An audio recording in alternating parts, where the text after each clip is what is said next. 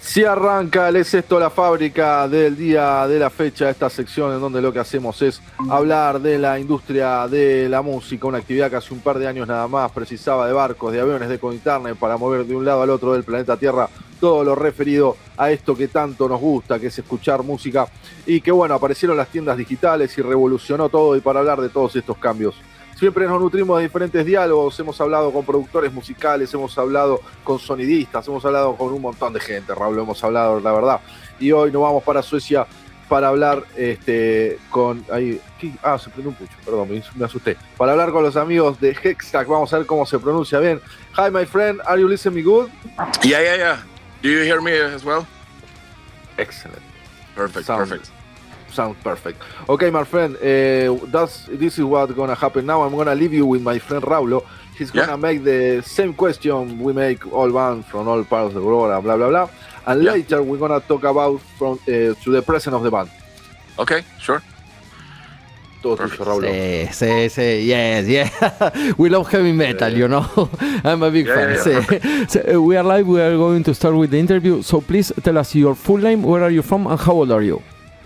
My name is Hampus Henningsson and I play guitar and doing vocals in the band HEXJAKT. I'm 39 years old and we originate from Sweden. Sweden, okay. I'm going to make a little translation for the Spanish listeners. Estamos hablando con Hampus, es el guitarrista y vocalista de la banda HEXJAKT y tiene 39 años. And can you tell us which is your first memory of you listening to music? Oh, I think it's my dad's vinyl collection. He was like an old country dude, so he had a lot of like Creedence stuff in his catalog, so that's my fondest memory. But that's the start, I think. Yes. And can you tell us, you're from Sweden, how did the country music went to Sweden, or why your father listened to that kind of music? It was because of the radio, the TV, why? Yeah, I think so. I mean, America is a big influence in the Nordic countries and has always been when it comes to, I don't know, cars and denim and whatever, and fashion. So the bands were also in that genre, so it was inevitable. But I think that's where it started. And then gradually becoming older, you explore your own venues and different type of genres. So, but that was the earliest memories, I think, okay, personally. Perfect. See, and not the UK music, only American.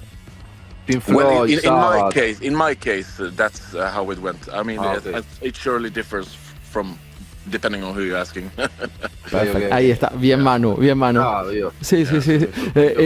These kind of things we are interested in because Manu is now living in Buenos Aires, I'm in Catalonia, and we love to find different people. See, and can you tell us which was your first instrument and which was the first song that you learned? Well, I started to play drums basically, but growing up we lived in an apartment, so my mom wasn't kind of fond of the idea to having a drum set at home. So I don't know, about when I was like, 10 years old, I started to play some drums, but shifted to guitars when I was like 13, and I've stuck with that since. And one of the first songs, I guess, was that I remember playing in a band, or like we studied music in school. It was mandatory, so we played like it's called the choral "Dreaming of You." It's like a pop rock song. So it was like basic chords progression. So that was the first thing I played. Perfect. When you were young, I'm a big metal fan. I have a black T-shirt. You have a black T-shirt. We are friends. It happens the same when you were young. You play with any kind of people or only metalheads?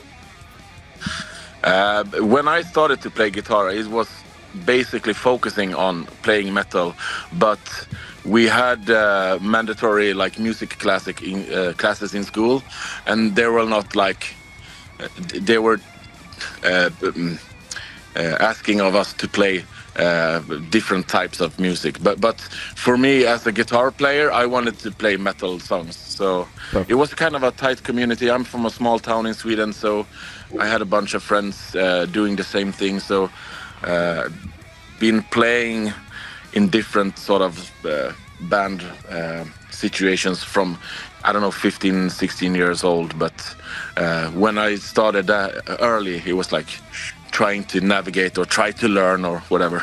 Perfecto.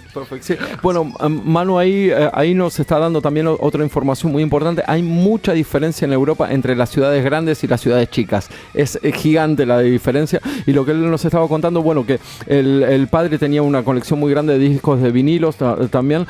Y en el caso de él, bueno, estaba muy influenciado por la música de Estados Unidos, usar jeans y ese tipo de cosas. Él dijo que en el caso de él también hay otro tipo de casos. Cuando él tenía 10 años empezó a tocar la batería, pero vivían en un departamento, entonces la madre le dijo, pará por favor con la batería, y a los 13 años empezó a tocar la guitarra, y bueno, y en el pueblo de él, o sea, era muy importante la clase de música en el colegio, era como obligatorio ir a clases de música en donde le preguntaban qué tocar y había un montón de canciones pop, pero en el caso de él quería ya directamente tocar heavy metal, y era un pueblo muy chiquitito, una ciudad muy chiquitita, así que eran todos amigos y estaban todos en la misma, para decirlo así en argentino. And can you tell us which was the first concert that you went? Oh, I mean, the first concert that I remember seeing was like a local band, like a troubadour or something, with my mom and dad. But I think one of the I mean, I'm from a kind of small place in Sweden, so there wasn't like a big venue or something. So I think it was like some kind of Swedish punk rock band or something that I saw early on. Like it's a band called Bob Hund, if you recognize that. It's a big Swedish like pop rock punk band back in the days. So one of those was the first ones that I can remember. But as I said, we didn't have like bigger venues, so that's something I decided to do later on in life, like a early teenager or like early adult. Then you had to, because I'm from the southern part, so we traveled a bit to Denmark because it was closer to go to Denmark than to Stockholm, where I'm from. So and watch some gigs over there. But then it was really different kinds of music, but mainly punk rock or metal. Perfect. So, Perfect. Yeah. No, but I have to stop in one thing, you know, because you went with your mother and your father to a band, to a bar to watch live music. That kind of things in Argentina, in my case, it was impossible, you know, that your father and your mother, hey, let's went to a bar. No, Manu, me parece que... No, it was no bar. It was like an outside... beautiful. I don't know. Yeah, it was like a scene outside, so they had like a different kind of a beer tent, but if you only want to look at the music, you could have your kids with you as well. So it was kind of separated, so that's why we could watch it. And it was, but otherwise, that's a problem here in Sweden as well. A lot of people want to bring their kids to shows, but a lot of gigs are at bars, so that's actually a problem. We played a live show a couple of months ago, or in late 2015, in August last year, we played in Lund, and that was all ages, and that was really cool to see teenagers, 12, 13 years old, together with their mom or dad, and that was really nice, to be honest. I would like to see more of that as well. That it's not only focused about the alcohol, but a chance to show your kids or the younger generation different kind of music. So I think that should be prioritized in that sense as well to make that happen. In Buenos Aires, it happens that in the 90s or in the 80s, you can go, you know, with young people, and after we have a big problem with that a big place went on fire, and they stopped doing that. See, and we make shows for kids and for adults then, but it was after a big problem. That kind of things that you don't mix alcohol and kids. It's a governmental issue. It was always like that in Sweden.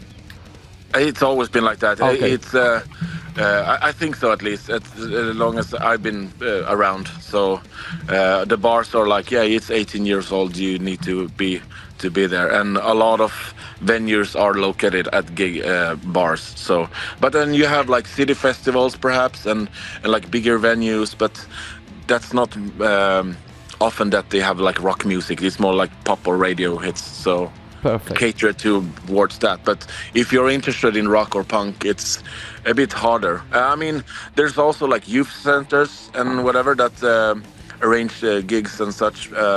But it's not as much as it used to be, and especially after COVID, it's been even less. Unfortunately, it's hard to make it viable or to make it happen economically wise as well. So it's a shame, but. Yeah. For now, maybe it will change. Perfecto. We'll try to recuperate. Excelente. Sí, ahí está. Manu nos dio un panorama excelente de cómo están todas las cosas en Suecia. Muy bueno lo que nos decía, bueno, que siempre fue así lo de los bares con alcohol, que no pueden entrar menores, y que después del COVID, bueno, se complicó mucho para tocar. Nos estaba dando un panorama realmente espectacular de cómo es todo ahí. And can you tell us how did HEXJAKT, sorry my accent, the band, how did HEXJAKT begin and why you put that name to the band?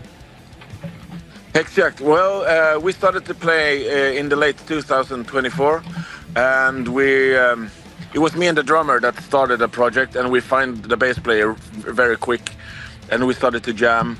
We had played in bands before, in other bands, but started this project, and our first EP was kind of thematically or lyric-wise was a bit more catered to like doom or like the occult thing. So HEXJAKT is Swedish for witch hunt, basically. So it's the Swedish word for witch hunt, but a different type of spelling. The E, we have a alphabet, it's called Ä, so we made it more like internationally searchable with the E instead of a Ä. So that's basically it. So it translates to witch hunt, and it was kind of a fitting name. So that's how we came up with it, and we started playing, as I said, end of 2024, and last year has just taken off. Basically, we've been really fortunate to have played a lot of gigs and also being really motivated to do stuff. So last year we released our EP, first release, and also our full-length debut album in 1 year, alongside, I don't know, like 20 gigs. So we've been keeping busy. Nice, yeah. Beautiful. See, it's alive, the band. That is important. See, in December of 2025, you released your first album, Blessing of the Damned. Excellent. Yeah, exactly. Excellent. The name is excellent. See, how was the recording process? It was nice. We did the recordings ourselves in our rehearsal space. When it comes to tracking, we did the same thing with the EP, the self-titled EP, because we have the technical background for it and the equipment. But then we send it to mix and master at a friend of ours called Joona Hassinen at Studio Underground, it's called, but in Swedish, Studio Underground. So big shout out to him. So he made his magic on the tracks. But so it was really basically in a comfortable environment, doing it by ourselves, not rushing or anything, not having a timeline or anything. But we made it happen in, like, I don't know, almost a weekend. And then we put the song perhaps a couple of days afterwards. So it was kind of a easygoing process that works for us. And I think the sound of the two albums are really good in that sense. So, yeah. No, excellent. We really like what you've been doing. And do you have any composition process? Well, it's a collective effort. Me and Tony do some. The bass player Tony, we do some tracks in our own spare time, and then like fragments or pieces, and then we bring it to the rehearsal space, and then we jam around that. So it's a collective effort, and it's been more. The EP was a starting point, but we've slowly found our system to do it, and it's like bringing small pieces of puzzle bits from each other and then try to lay it out together. That's basically it. And when we play, it's all about, for us, it's all about feel. We don't want to like categorize ourselves in like one genre or like try to mimic another band, because we have different influences music-wise, and try to collaborate that as much as possible as well. And I think that's the result of that is a kind of unique sound in that sense. It's like, it's not stoner, it's not doom, it's not metal, it's somewhere in between. And that's really important for us to get the whole of that feeling. So that's the thing that pushes us to get a hold of that feel, that special feel. Well, you know, Manu is a guitar player and he's a fan of stoner music. He has his own band in Argentina. And okay, cool. Then we are going to send you some links and that kind of thing. But my dream is having a band like HEXJAKT. I love okay, cool. that kind of music. Just make it happen, man. Just go for it. No, but I can find musicians like play slow and in your heart, you know, feeling. No. Yeah, sir. You need to find older. You need to find older colleagues. Yeah. They're tired of playing fast. Then they're playing slow. And they start talking about numbers and mathematics, and I want to punch this. Go by feel. Exactly. Yeah. But to answer that as well, it's the logistics sides of being in a band is really problematic. That's why we were very keen on being a three-piece band, because it's easier to find time to rehearse and to play together. And also the logistics side when going and playing shows, it's much easier if you're a three-piece band. And also can do metal or this more atmospheric, non-technical music fits that concept better if you are three people. Because if you're doing other melodic stuff or different kinds of music, it could be sounding kind of flat with just one guitarist or something like that. So that's also one thing to reconsider. Nice. The logistics side is hard, especially when you grow up. You have stuff to do. You have kids. You have responsibilities and jobs. It's like, it is what it is. But we managed to make this happen quite well, to be honest. So we're really fortunate to be out on the roads and playing and together. So yeah.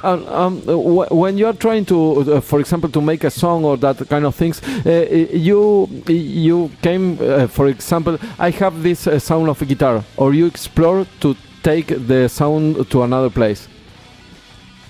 I think we have kind of dialed in tone-wise what we want to do. But I mean, so that I think we have like a platform sound-wise that we work out of. But then we kind of cater it towards how does it feel when we play it like slow or a bit fast, or how many turns of a single riff or whatever. So I think we are more experimenting with the feeling that we get, but the format or the sound is fairly similar. And I think that the full-length album compared to the EP, we found our kind of sound better, technical-wise or like gear-wise. Yeah. And I think we're kind of stoked on what we've found, and that's going to be the foundation that we write new songs in, I guess. So Perfect. Well, one thing fits the other, you know, and keep on exactly. doing. Perfect. And can you tell us what things? What did the lyrics talk about? Well, it's basically the frailty of man and our shortcomings. I mean, people are, I don't know, in that case, the worst thing that happened to this planet. So that's why we are exploring that. What we're doing what humanity is doing to ourselves and our surroundings, and it's like also like an internal struggle by doing good or doing try to navigate in this quite a difficult world. But we set that in different moods. So on the EP, it was like more of the, I don't know, occult and ritualistic kind of approach. But now on the Blessings of the Dam, it's more try to not battle your demons, but befriend them. It's like explore the darker sides of you and not be afraid of them, because it's part of life. You know, death is inevitable, and what are you doing with your borrowed time here on Earth? And it's like, yeah, I think that's the theme we are going for, like exploring some of the darker sides that we have in us, and some people have them more than others. So yeah. Last week we spoke with a French band, and we say that it's not common to find dark, really dark, not heavy, dark music in France, because I think that the darkest places to make music is the northern of Europe. Sorry for that. It could be. And when you know the sound of the guitar, the drums, and the bass. When you take it to master, to the mastering, you want to make that from Sweden. You know, this is the local sound, or if you don't mind about that. I mean, we have been just doing it because we have sent it to mix and master to a friend of ours, and he's basically a well-renowned underground metal studio engineer. So in our case, it's more of the connections and knowing the person behind the knobs and everything more than I think. When you're a small band, and our genre is quite narrow and small. I mean, it's still an underground scene, in my opinion. So you become friends with people, and you try to network and socialize things, and you find people that are like-minded, and we try to use those type of connections in our process as well. Both like, I don't know, with shirt designs or whatever, or it's mixing and whatever. We want to make it a comfortable process, not doing on paper this person is the best, because it's not best for everything, but we want to make it a personal thing. So in our for us that's the most important thing, to make it a comfortable process, and it's been working fine. So I think we're going to stick to that. Perfect. That subject or that process. Yeah. Sí. Keep on doing that kind of thing. Sí. Manu, ¿tenés alguna pregunta? ¿O seguimos? Sí. Por el sonido de la bata. we want to know some specific things, you know, like the sound. Please tell us the shear of the guitar, the shear of the bass, and the drum, if you like. I mean, basically, I play on an SG guitar, and we play in drop C tuning. And my main sound is like, if you want to go really technical, it's like an overdrive pedal into a Rat, and then a clean amp. I have more of I don't have a gain heavy sound. It's more like it's not fuzz either. I've been playing a lot of fuzzes, but my main sound is a cranked overdrive into a Rat with the distortion on a bit lower, and that makes a woolly, fuzzy sound. And then otherwise, Tony, he has more of a overdriven bass sound to levitate the total sound. So it's kind of a bass-driven sound as well, to fill out the empty spaces when I'm doing, I don't know, solos or whatever. Because that's the thing that you have to consider as a three-piece. When I'm doing like leads or anything, he needs to step up to fill the gaps. So, but yeah, basically my main sound is an overdrive into a Rat, and that seems to work for me. So there's no voodoo magic involved. No, because it's perfect, because the simple things are the hardest to copy, you know? Yeah, it could be, yeah. So you have that magic, it's perfect, sí, no? Nice. Manu, voy con inteligencia artificial a ver qué le parece. Sí. Perfecto, sí. We want to know, what do you think about artificial intelligence? I mean, it's a hard question. I think that as a small band, you should use tools that make your situation easier. I don't think that you should rely on AI. I don't think that you should make it do your thing. But in our case, it's we don't use it in our process. I mean, it's a tool. Use it if you have to. I mean, in my sense, for example, when I'm not playing, I'm a tattoo artist. That's my job. Ooh. I tattoo. And it's also like a common theme or discussion in the tattoo scene. You are not sketching your own stuff, you're copying AI pictures or whatever. But for me, it's like, if you can have another toolbox to make your imagination a bit more easier, or like, why don't you use it? But don't try to mask it or hide the fact that you're doing it. I mean, it's very easy. You can see a lot of prints or posters on or whatever, like album art online that is like, yeah, it's an AI prompt and it is copy paste. And I think that's kind of a not lame thing, but that's a too easy approach. But also for a lot of people, it's like they don't have the budget, they don't have the money to hire a graphic designer.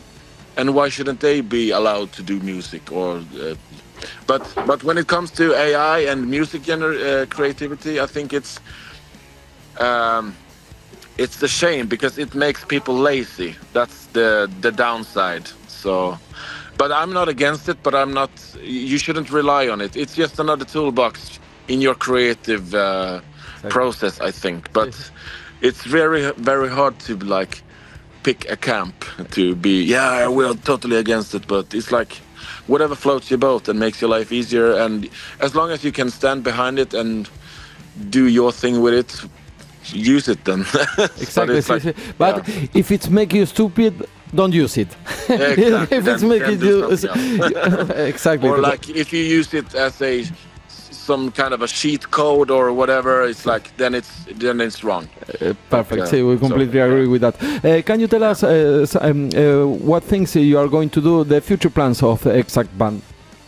Well, now we're on tour. That's why I'm sitting outside, because we're sound checking right now. We are in Finland. Yesterday we played in Helsinki at Bar Loose with Kaiser and Orbiter. And today we're gonna play in Tampere. It's Bar Kopelo here with the same bands, Kaiser and Orbiter. So they are sound checking right now. So we are heading back to Sweden on Monday. And then we have a lot of gigs in front of us. So we're kind of not touring in that sense, but doing weekend routes in Sweden to play off the new record. We're also doing Desert Fest in Oslo in early May as well, and we're really stoked about that. Wow! Really cool lineup, like Conan, Privitin Man. It's a hell of a lineup.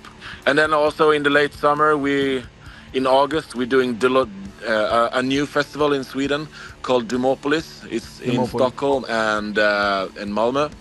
And it's like Slomatics, High on Fire, Kalisa. It's really huge bands. So we're really fortunate to be playing at those venues as well. So that's what we're focusing on doing this year, gigging and showing the audience our new material, like the full-length album. So that's our plans. Excellent. Yeah. Keep on playing. Muy bueno. Thank you. Sí, Manu, cerramos la entrevista. Just to finish the interview, we are going to play The Act of Dying. Oh, perfect, cool. Can you tell us what did? We really enjoy and like it very much, that song. Can you tell us what did that song represents to you? Well, I think it's, as I said before, thematically it's like the frailty of man, and it's like we need to go inside ourselves to ask ourselves what is right or what is wrong with our current state of the world. And it's like a lot of people are experiencing injustices, and it's war, and it's like it almost in some sense kind of feels hopeless, because we should be able to learn from our past mistakes. When it's like, is this going to be a third war right now? I don't know. It's like, so it's that thematic themes, like you need to go inside yourself and ask yourself what is what is happening to me, what am I doing before I leave this earth, basically. So it's like, the act of dying to sort your insides out, or like your thoughts. So that's like the basic idea. Beautiful. We are really happy to meet you, and we are going to send you the interview and some links when the live show ends.